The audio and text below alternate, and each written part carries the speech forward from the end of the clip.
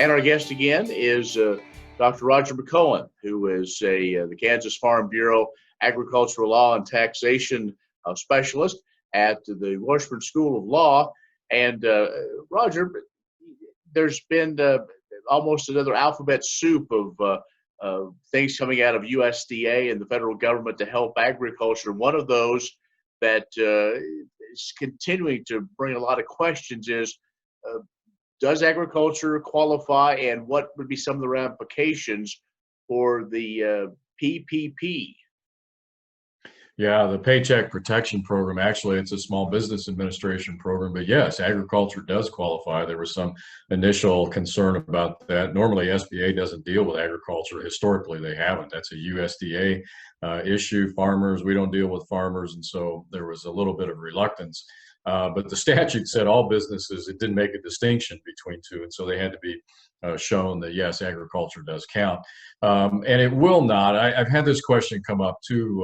Once they qualified, then apparently some lenders were telling them, well, it's going to diminish or eliminate your ag subsidies. No, it won't.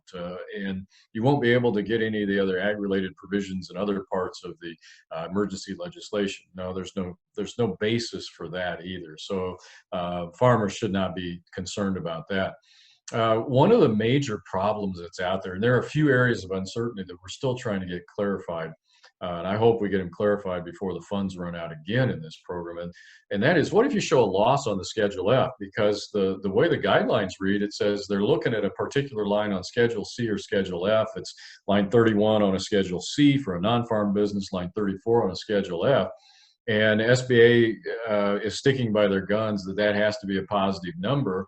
And well, for farmers, of course, a big issue is a lot of them haven't had a positive number on the Schedule F for a number of years.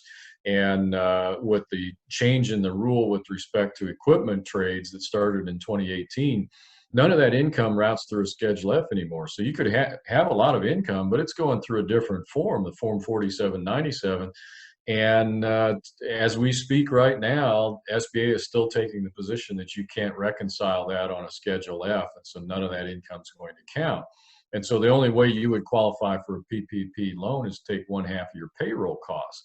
Well, then if you don't have payroll as an individual sole proprietor, that's a problem. Then theoretically you're out of luck with respect to the PPP. And we also don't know whether rental income that's not reported on a Schedule F is eligible. SBA says it's not.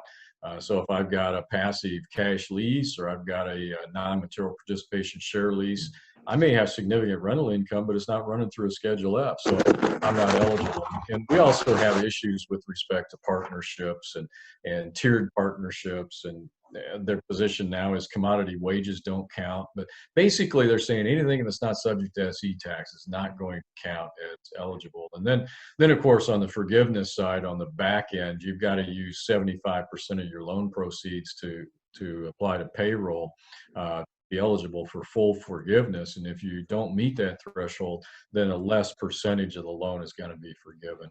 So there are a whole lot of issues that are out there. We hope to get clarification and maybe convince SBA to change their mind on some of this. Dr. Roger McEowen is an ag law specialist at the Washburn School of Law. Let's take a break. We'll continue our conversation in just a moment.